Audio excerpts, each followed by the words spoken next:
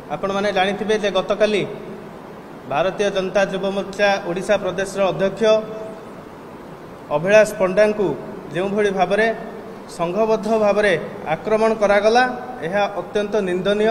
यह आम भारतीय जनता युव मोर्चा केन्द्रापड़ा जिला तरफ निंदा करुचु। आपण मैंने समस्ते जानते युव शक्ति हूँ राष्ट्र शक्ति। जितेबले युव शक्तिर अपमान होउछि तो राष्ट्र को कौटि ना कौटि अपमान होउछि। आम समाज प्रति युव समाज प्रति यह निश्चित भाव में अपमान।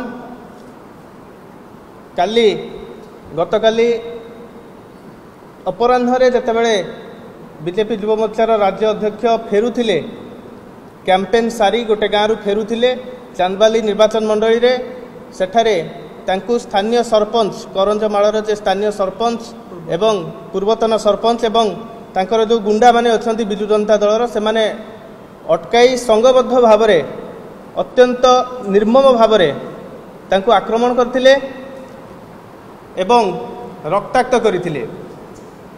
तेणु यह निश्चित भाव में निंदनीय। एवं यही जो घटना घटिला जो लोमटांकुरा घटना घटिला यार मुख्य कारण आम जदि देखा ताहले कोठी ना कोठी भारतीय जनता पार्टीर लोकप्रियता बढ़ुची एवं बिजु जनता दलर लोकप्रियता कमुची।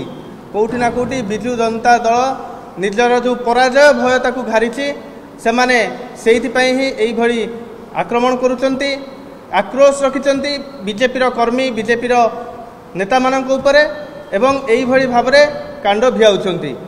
यह निश्चित भाव में अत्यंत निंदनीय घटना। जेते कड़ा भाषा रे निंदा कले मध्य कम होबो। आपण माने जानिथिबे बिजु जनता दल पई यह नुआ नुहे। आमर केन्द्रापड़ा निर्वाचन मंडली रे मध्य जी आमर विधानसभा प्रार्थी लड़ुचंती श्रीमती गीतांजलि सेठी अनुसूचित वर्गर प्रार्थी से तांकु जो भली भाव में 2-3 दिन तले बौल विहार निकट में अटकाई तांको गाड़ी रू चाबी खोली नहीं अश्राव्य भाषा रे गाड़ी गुलज करा जायथिला बीजेडी गुंडा मानक द्वारा।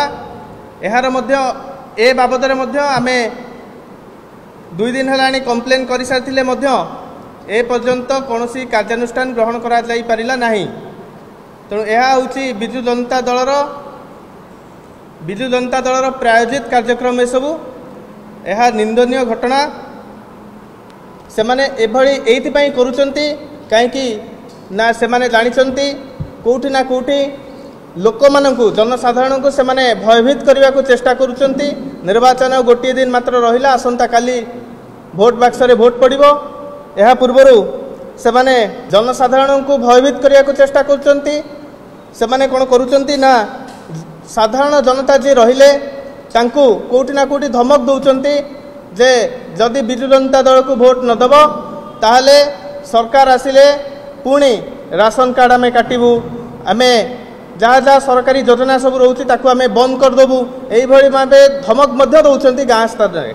तो यह अत्यंत निंदनीय गोटे स्वच्छ सरकार यह लक्षण नुहे। गतकाली जो आक्रमण करा जायतिला हमर राज्य सभापति को से आपण माने चित्र मध्य देखिथिबे जे बिजु जनता दलर उत्तरीय पकई पताका धरी गुंडा माने तांकु आक्रमण करथिले।